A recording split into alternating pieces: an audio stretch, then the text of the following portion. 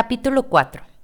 Presencia y significado de Echu dentro del cuerpo literario de los Oduns de Ifá. Fue cuando se lanzó Ifá para la presencia y respondió la permanencia. Un llamado al cielo significa la muerte. Estar muerto significa estar vivo en el cielo. Se realizó la profecía de Ifá para él, aquel que iba a hacer sentir a todos su presencia, para aquel que exigía respeto y sacrificio. Odun de Ifá, Ogbeirete. Como hemos podido apreciar en los capítulos anteriores, la participación de Echu en el proceso que concierne a una consulta con el oráculo es de vital importancia como elemento alrededor del cual gira el mecanismo que nos permite convertirnos en ganadores o perdedores. Un cuidadoso examen del sistema divinatorio de Ifá revela que la presencia constante de Echu en todas sus historias, porque es quien permite que nuestras necesidades se puedan corporeizar o no a partir del control de aquellos que realizan los sacrificios prescritos. Por lo tanto, su existencia no es pasiva y como ejemplo de ello se expondrán un grupo de historias que permiten transitar por aspectos importantes y sugerentes. Para cualquier persona, ante determinadas circunstancias de la vida en las que Echu asume un papel determinante, valiéndose de diferentes artimañas para lograr sus propósitos. Consecuencias de la negativa y demora del sacrificio.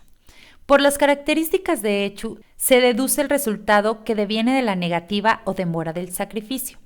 Pero en las siguientes historias observamos que el desenlace no es siempre el mismo, aunque invariablemente nos perjudica porque él actuará dependiendo del Odún patrón que marcó la ofrenda y de nuestro propio Odún patrón. Entiéndase que todos tenemos un Odún patrón al venir del cielo a la tierra, aun cuando no los conozcamos, para que el sacrificio sea ejecutado.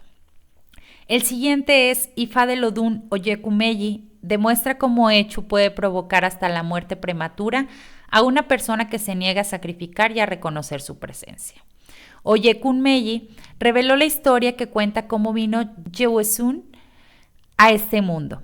El sacerdote de Ifá que le hizo la consulta antes de que abandonara el cielo fue llamado. Cuando se llama a la muerte desde una distancia, es un ser viviente el que responderá a la llamada. El hijo de Olodumare, que se llamaba Yewesun, en el cielo recibió la orden de sacrificar una oveja y tela roja con el fin de sobrevivir al complot de los seres humanos contra su estancia en la tierra. También se le dijo que ofrendara un chivo a Echu, pero él se negó porque había jurado venir al mundo para destruir a las fuerzas del mal representadas por Echu. Sin embargo, estuvo de acuerdo con sacrificar la oveja y la tela roja. El sacerdote de Ifá le dijo que si no hacía el sacrificio, los agentes de Echu acortarían la duración de su vida y sus labores de misionero en la tierra. No obstante, como había hecho los sacrificios de la oveja y de la tela roja, resucitaría luego de 3 días y su fama sobreviviría después de regresar al cielo. Cuando llegó al mundo y estaba a punto de comenzar su tarea de predicar la objetividad de la verdad, la forma en que las personas viven en el cielo y el amor de Olodumare por sus criaturas, Echu se le apareció en sus sueños y le advirtió que ni siquiera el propio Olodumare había logrado eliminar su influencia en todo el sistema planetario. Echu le explicó que si no le entregaba un chivo sería responsable de las consecuencias, pues él influiría sobre sus seguidores para que lo destruyeran. Yewesun se negó una vez más a servir a Echu, sobre la base de que el bien nunca claudica ante el mal. Yewesun murió 3 años después de comenzar su labor en la tierra. A continuación, una historia de Ifá del Odún Eturukpon Meyi nos permite analizar otra forma en que la negativa a sacrificar influye contra del transgresor frustrando sus planes. A propósito de este Ifá, nos referiremos al tigre como a Ekun y al gato montés como a Ogbo. Ogbo tuvo un sueño terrible y decidió ir a Orunmila por adivinación. Ekun y Ogbo nacieron de los mismos padres. Después de la adivinación, Orunmila le dijo a Ogbo que ofrendara a su cabeza un guineo, porque su hermano Ekun tramaba matarlo. Le aconsejó que se abstuviera de servir a las cabezas de otras personas, sin importar el pretexto. Ante todo, debía ser muy cuidadoso y atento a los acontecimientos que lo rodeaban. Él hizo el sacrificio. Ekun también fue a Orunmila por adivinación, para saber cómo matar a su hermano para comérselo. Se le aconsejó que diera un macho cabrío a Echu y aunque prometió a un Teorunmil hacer el sacrificio, cambió de idea antes de llegar a la casa.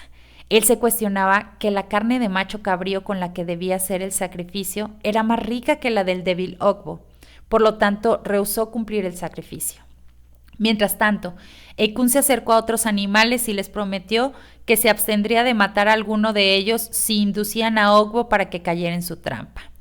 Les dijo que lo convencieran para que viniera y sirviera su cabeza, la de Ekun, y de este modo tener la oportunidad de capturarlo. El leopardo, que también procedía de los mismos padres, se ofreció como voluntario con 2 de ellos para convencer a Ogbo. Entretanto, Ekun amarraba un chivo para servir su cabeza. Después frotó su cuerpo con aceite de palma para fingirse enfermo. Cuando el leopardo llegó a la casa de Ogbo, le dijo a su hermano Ekun que estaba muy enfermo y que el adivino le había aconsejado que únicamente él podía salvarlo sirviendo su cabeza, y aunque recordó el consejo de Orunmila de que no sirviera la cabeza de nadie, no se pudo rehusar. Al llegar allí, se encontró con el resto de los animales que se compadecían de Ekun. Había un ambiente de melancolía incalificable y parecía como si Ekun estuviera realmente a punto de morir. Sin embargo, al mirar fijamente a los ojos de Ekun, Ogbo comprendió que su hermano fingía. Entonces propuso que la víctima del sacrificio fuera el chivo. Este debía ser matado por otro animal, y después él usaría la cabeza cortada del chivo para aderezar la cabeza de Ekun. De acuerdo con la tradición, su sugerencia fue aceptada y la hiena mató al chivo y dio la cabeza a Ogbo. Mientras Ogbo rezaba con la cabeza del chivo en la mano, bailaba echándose hacia atrás y apuntaba la cabeza en dirección a Ekun. Mientras lo hizo así, él cantaba, alababa a Orunmila, quien hizo la adivinación de esta manera: Olokbon, Lokbon, Kishebio yo, Ifa bolobolo ni tekun, Odifafun, Funmi, Oluifa, Mogbo, Moru, Ejin la mujo, Ejin yo haré. Mientras cantaba, seguía hacia atrás bailando. Después de adoptar una posición de ventaja en la distancia, frotó su propia cabeza con el cráneo del chivo y corrió lejos. Cuando Ekun vio el giro inesperado de los acontecimientos, acusó a los otros animales de consentir la huida de Ogbo. Al instante, atacó bruscamente a algunos de ellos y los devoró. Así fue como Ogbo sobrevivió a la malvada artimaña de Ekun debido al sacrificio que hizo, mientras que los instintos malvados de Ekun contra Ogbo no pudieron manifestarse por causa del sacrificio que él rehusó hacer. Por su parte, el Odundifa Ogbeobara nos revela cómo Echu puede suscitar tragedias cuando una persona no sacrifica lo que tiene prescrito. La primera adivinación importante que realizó Ogbeobara fue para 3 hermanos. El padre de los hermanos recolectaba pescado en el lago, sacaba el agua y atrapaba los peces. Los hermanos fueron donde Orunmila para ver cómo mejorar el negocio de su padre. Él les aconsejó darle un chivo a Echu. Cuando dejaron su casa, comenzaron a dudar sobre hacer o no el sacrificio a Echu, pues el padre tenía éxitos sin hacer sacrificios. La boa, Oka en Yoruba y Aru en Bini, fue también a Ogbe, Obara, y este le indicó darle un chivo a Echu para poder sobrevivir a la muerte que le había quitado la vida a su padre y que sirviera su cabeza. Solo sirvió con coco a su cabeza, pero no hizo el sacrificio a Echu. También el conejo fue donde Ogbeobara y este le dijo que sirviera a Echu con un chivo y a su cabeza con un guineo para evitar problemas en su casa. Iroko también fue por adivinación, el guineo igual. Todos recibieron el mismo consejo, pero ellos rehusaron hacer el sacrificio. Mientras tanto, los hermanos fueron a su trabajo y cuando el mayor se metió a sacar la lengua, se hundió en el pantano. Al segundo, al intentar rescatarlo, se le separaron las manos del cuerpo y al tercero, al intentar gritar, se le rompió la mandíbula. Cuando la ardilla vio lo que sucedía, comenzó a reír y a saltar, pero la rama en la que estaba se partió y cayó sobre la boa que descansaba debajo. Las carcajadas de la ardilla y la embestida de la rama del árbol le recordó a la boa que esos fueron los incidentes que provocaron la muerte de su padre y sus hermanos. Rápido, la boa fue al agujero del conejo a implorarle refugio. En este momento la coneja estaba lactando a sus 7 hijos recién nacidos y no se opuso a que la boa se quedara. Pero ya al amanecer, ésta se había comido a todos los conejitos y estaba buscando a la coneja para comérsela también. Para salvar su vida, el conejo fue a la casa del árbol Hiroko, quien le dijo que tuviera cuidado al acomodarse porque una de sus ramas le dolía. El pánico del conejo le hizo olvidar la advertencia y se trepó en la rama afligida. En ese momento, el guineo estaba escondiendo 201 huevos al pie de Hiroko, pero el peso del conejo rompió la rama y cayó sobre los huevos. Al ver aquel desastre, el guineo decidió provocar conmoción en la tierra y en el cielo, y comenzó a gritar: Arakan mi go go go go go. El grito del guineo indica guerra repentina en el bosque y al oírlo los animales empezaron a correr sin orden ni concierto. Olodumare, que había oído gritos, envió un caballero del Grial Celeste para ver qué pasaba. Este inmediatamente ordenó un alto al fuego, le pidió a los animales que le explicaran el porqué de ese desconcierto y ellos le dijeron que la causa era el grito del guineo. Hiroko contó que esa rama la tenía deformada hacía 4 años y que el conejo la había roto al caminar sobre ella. Este explicó que la boa había abusado de su hospitalidad al comerse a sus hijos. La boa a su vez se disculpó diciendo que la ardilla la había asustado y fue buscando refugio a casa del conejo, pero recordó a su vez que fue el creador mismo de toda la existencia quien autorizó a la ardilla que anunciara su paradero, pues él había matado al conejo de Olodumare, y a la ardilla articuló la carcajada que llevó a la muerte a sus familiares y antepasados.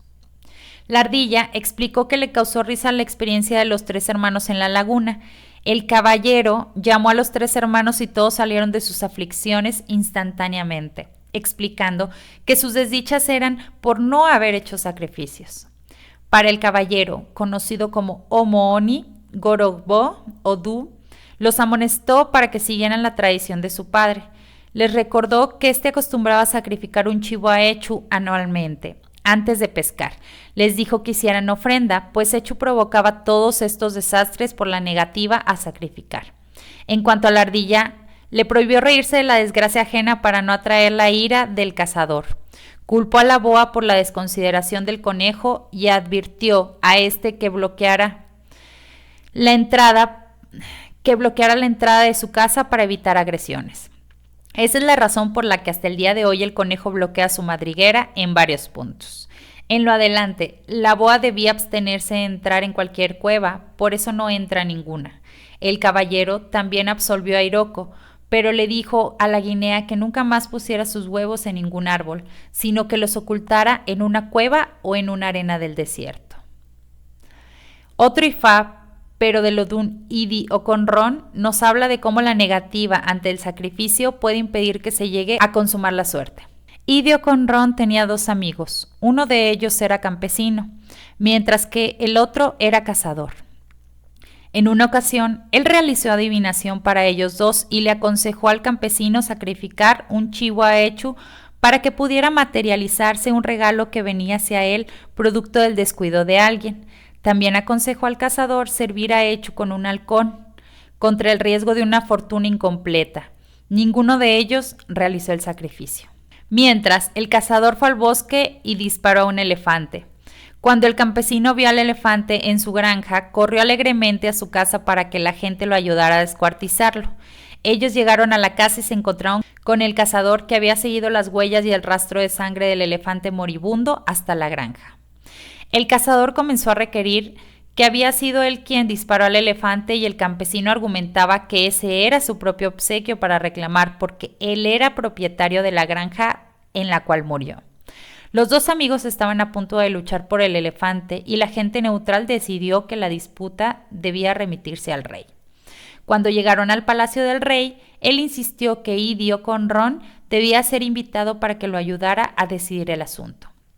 Al llegar al palacio, Idi Oconron le explicó al rey que los contrincantes eran sus amigos secretos y que ellos habían hecho adivinación contra el hecho que finalmente ocurrió, pero rehusaron realizar los sacrificios recomendados. Él declaró que había orientado al campesino a ofrendar a Echu con un chivo para que el obsequio que venía a él se materializara. También le había dicho al cazador servir a Echu con un halcón contra el riesgo de una suerte incompleta.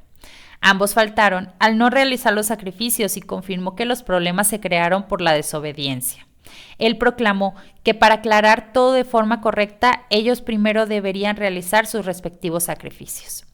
En este aspecto, el campesino agradeció a Idio con Ron y procedió a realizar su ofrenda.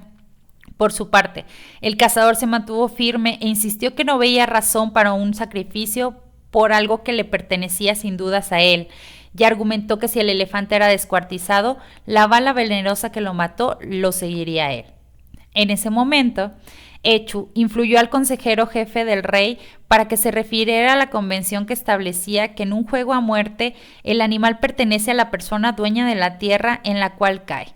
Finalmente se decidió que el elefante pertenecía al campesino. Una manera muy peculiar de Echu manifestarse contra la negativa del sacrificio es crear obstáculos para que la persona reaccione favorablemente ante las dificultades y termine por realizar la ofrenda, como nos muestra el siguiente caso de Odun de Ifá, Osameyi. La primera hazaña de Osameyi como sacerdote de Ifá fue partear a una mujer embarazada. Desde el principio, Echu había estado esperando por él para comenzar su ministerio, antes de tomarlo como rehén para obtener su macho cabrío. Tan pronto como creció y se hizo hombre, se casó con una hermosa joven que también era una bruja. El pueblo completo en el que vivía era, de hecho, un lugar infectado de brujas. Echu lo impuso a ese lugar como castigo por haber rehusado torpemente a darle un macho cabrío. Cuando llegó al pueblo, descubrió que todo el mundo había salido para la finca, de manera que esperó hasta el día siguiente, en que todavía estaba desolado, pues solo había una mujer embarazada que estaba trabajando.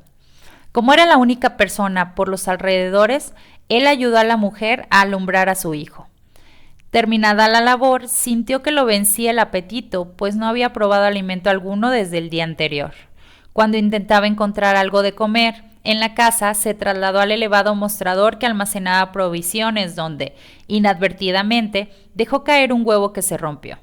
El siguiente objeto que tocó cambió de inmediato la pigmentación de sus dos manos a blanca albina. Este incidente lo asustó tanto que corrió hacia la manigua. Cuando los habitantes del pueblo regresaron de la finca, la mujer recién parida les dijo que había un visitante en el pueblo. Al oír de su llegada, empezaron a buscarlo porque él seguramente era la próxima víctima de sacrificio para el culto de la hechicería. Entretanto, él se encontró con un cazador en el bosque, que le dijo que el pueblo en el que se había instalado estaba habitado totalmente por brujos que ahora lo estaban buscando y que su vida peligraba. Para evitarlo, él debía entregar un macho cabrío a Echu enseguida. Entonces, él extrajo un macho cabrío de su bolso de adivinación y lo dio a Echu. Después del sacrificio, el cazador consiguió hojas en el bosque y lavó la cabeza de Osameyi con ellas. Él no sabía de dónde el cazador había conseguido el agua y la olla para lavar las hojas. Fue entonces que comprendió que Echu probablemente se había transfigurado en el cazador. Así, su cuerpo completo y sus dos manos recobraron la pigmentación normal al instante. El niño recién nacido, que habló desde el día en que vio la luz, narró cómo Osameyi vino al pueblo y cómo consiguió que le cambiara el color de las dos manos. Las personas pensaban que sería fácil prenderlo con esa señal de identificación, pero después del lavado que el cazador le dio, todo su cuerpo se volvió más oscuro que antes. Cuando intentaba escapar, Echu le dijo que se escondiera porque era necesario falsear la información dada por él para que las brujas lo persiguieran donde quiera que fuera y lo mataran.